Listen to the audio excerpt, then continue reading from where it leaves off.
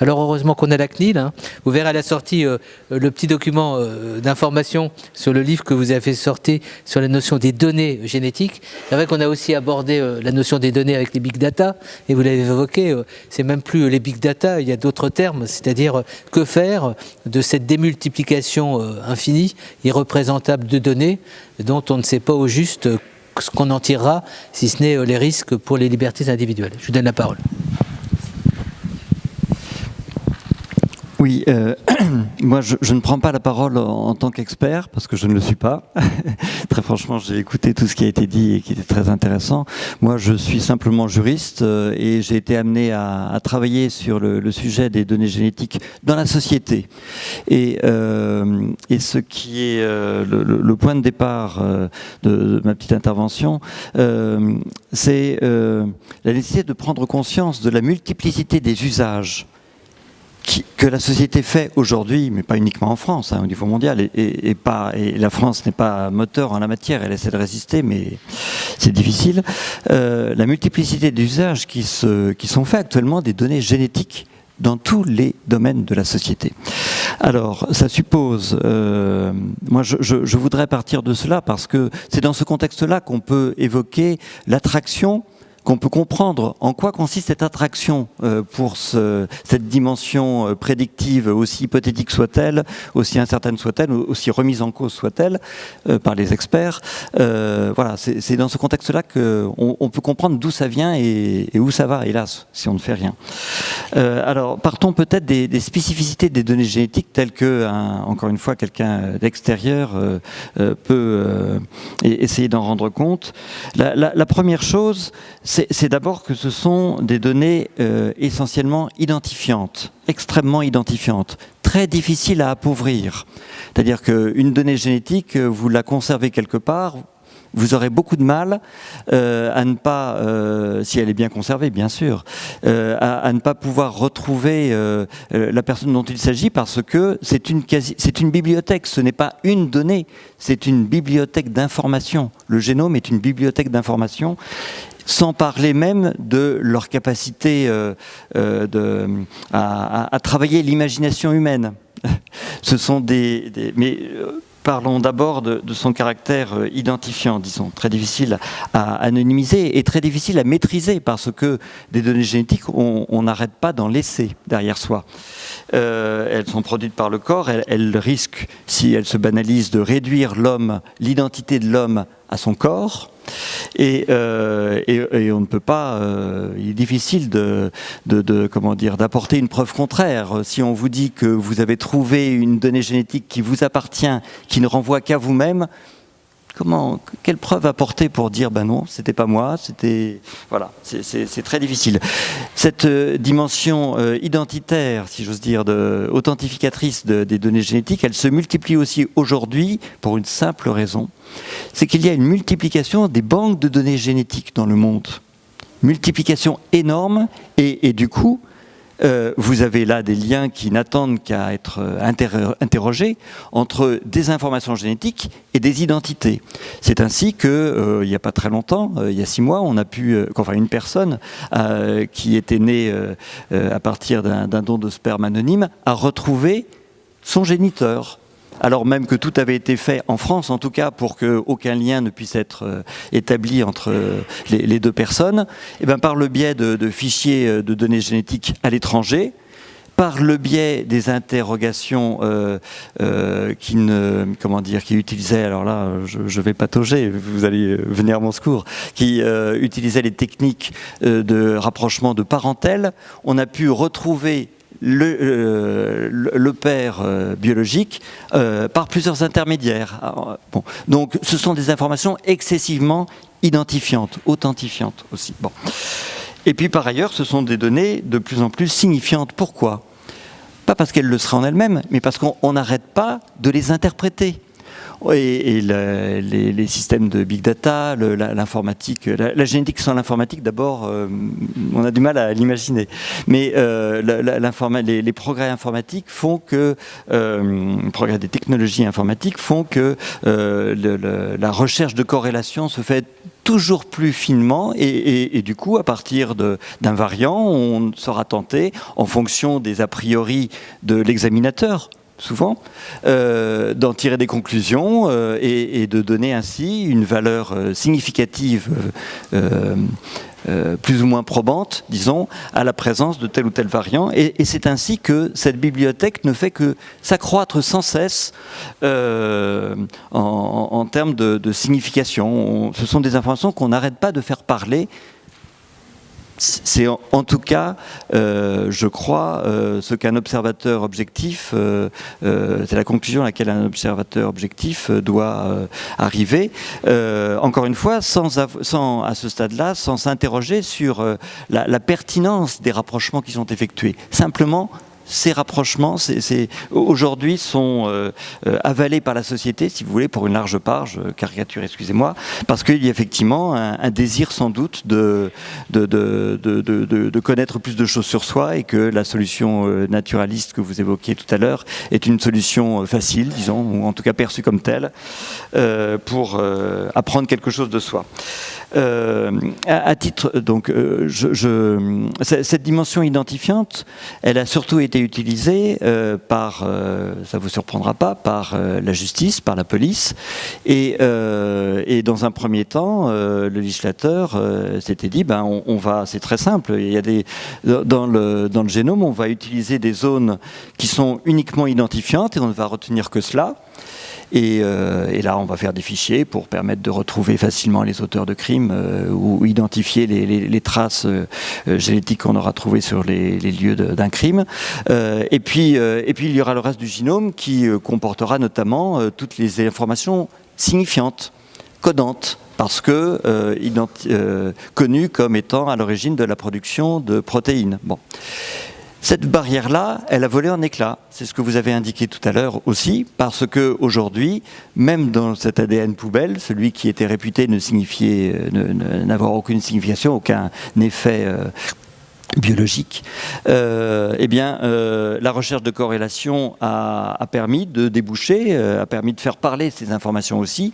Et maintenant, on sait très bien que dans le fichier national, enfin en tout cas beaucoup de généticiens, moi, je ne fais que reprendre ce que des sachants disent en la matière, mais on sait en fait que dans les informations qui sont enregistrées dans le FNAIC, dans le fichier national des empreintes génétiques, il y a des informations signifiantes, donc qui disent autre chose qui peuvent dire autre chose que cette personne, eh bien, que cette trace plutôt, eh bien, appartient bien à telle ou telle personne, mais ça permet également d'en tirer des conclusions sur la situation, l'état de santé, l'origine, enfin, d'autres informations sur la personne concernée. Donc, la rupture qu'on avait essayé de mettre en place il y a une quinzaine d'années, une vingtaine d'années, aujourd'hui, elle n'existe plus beaucoup. Alors, il y a aussi une autre difficulté liée à ces données génétiques, c'est qu'elles ont un rapport très particulier avec le temps. Elles disent des choses où on est tenté à les interpréter pour en tirer des conclusions sur le passé. Et puis aussi, comme cela a été dit, sur le futur. Sur le passé, c'est toutes les recherches. Alors là, il y a tout un marché, comme vous le disiez tout à l'heure, sur l'interprétation des données génétiques comme disant quelque chose des origines. Alors, les origines, c'est à plusieurs dimensions. Ça peut être les origines d'une population. Et donc là, on va vous rattacher le titulaire, le détenteur d'une information génétique à une population qui est caractérisée de manière générale par tel ou tel variant. Bon. Ça, c'est un premier type d'usage aujourd'hui des données génétiques qui se répand largement.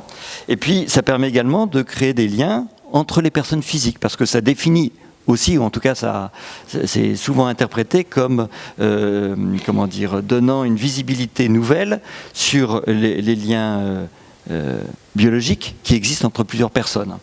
Et cet aspect-là ne fait que se développer également. parce qu'il y a un marché de la part de beaucoup de personnes qui souhaitent établir leur filiation pour des raisons qui peuvent être très légitimes d'ailleurs.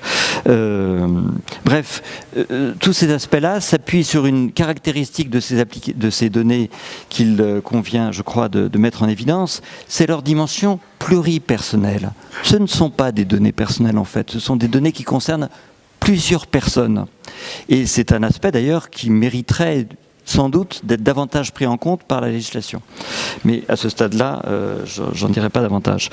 Et puis donc, il y a bien sûr, mais là je n'ai rien à ajouter à tout ce qui a été dit, la dimension futuriste, disons, de l'interprétation des données génétiques, avec le risque énorme que d'avoir de donner de l'individu une approche réductionniste, pour peu qu'on interprète mal ces informations, pour peu qu'on reste dans cette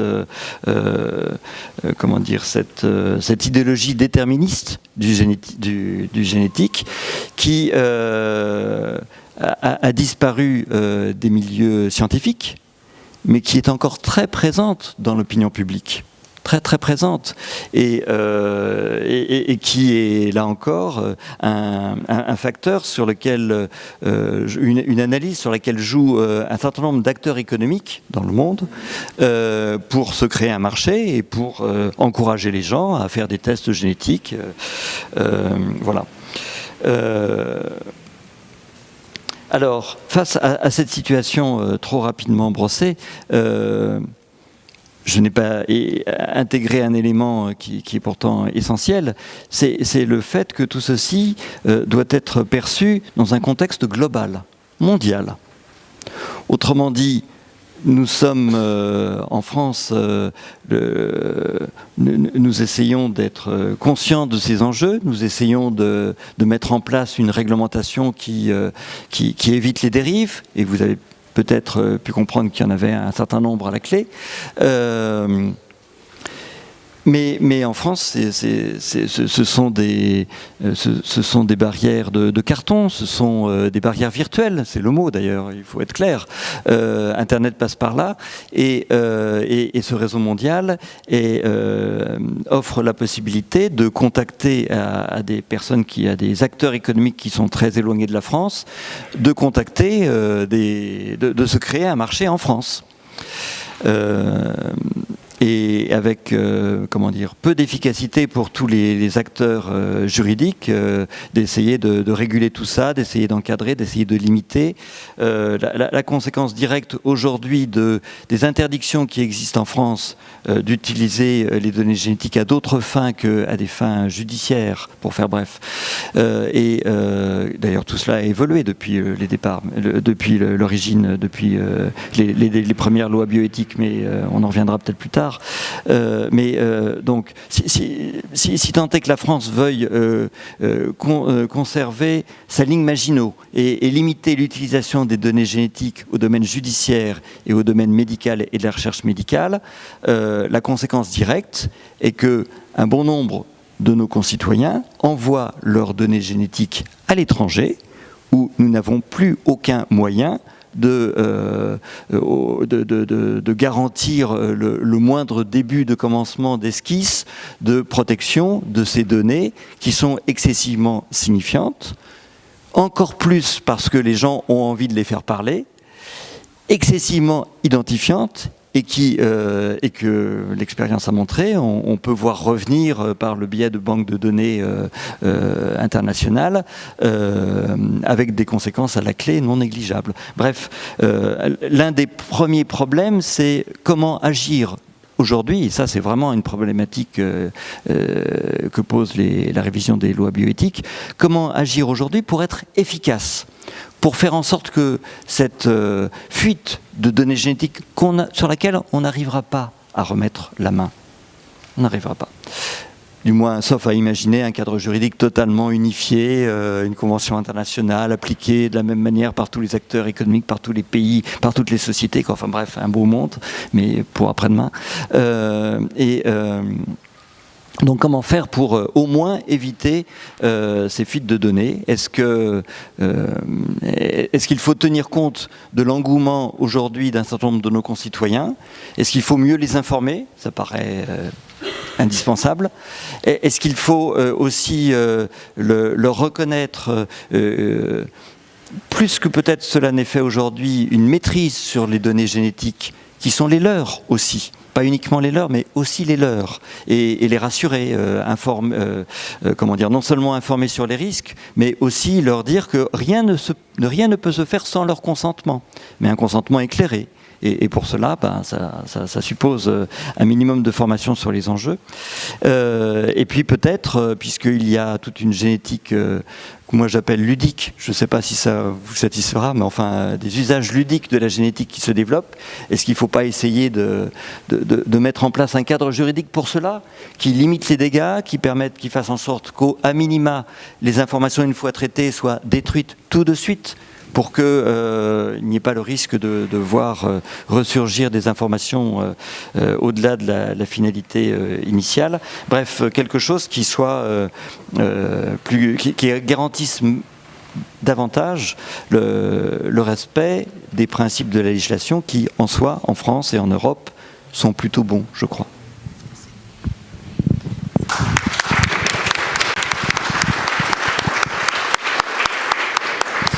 On constate que, je ne dis pas que vous êtes le porte-parole, mais le membre de la CNIL en tant qu'expert est tout à fait désabusé, critique. Non, mais on sent que l'optimisme, ça passerait par la responsabilisation des personnes dans un contexte où il y a d'autres appels, d'autres fascinations. Quand vous avez évoqué l'affaire d'Arthur, pour prendre un exemple, qui est d'ailleurs intervenu dans le cadre de nos états généraux et qui avait sollicité 23andMe, chacun peut le faire tout à l'heure pour 300 €, avoir effectivement la possibilité d'en savoir, même si c'est incertain, en tous les cas, d'avoir le sentiment de maîtriser. En tous les cas, c'est toutes les questions des dérégulations qu'on avait abordées dès le départ, lorsqu'on a évoqué une régulation en matière de bioéthique, dans un contexte de compétition internationale qui n'est pas que scientifique et financière. Puisque quand Google, par exemple, récupère ces données, il va les brasser et pouvoir éventuellement les conditionner pour les revendre à des laboratoires. Bref, il y a tout un ensemble d'éléments à prendre en compte. Et c'est vrai que c'est le difficile aujourd'hui de légiférer en France en matière de bioéthique. Vous l'avez évoqué, que ça ne vous empêche pas d'être résolu quand vous allez retrouver votre bureau de la CNIL lundi prochain, surtout dans la perspective du 25 mai, où on attend aussi de la régulation européenne peut-être un certain nombre de cadres.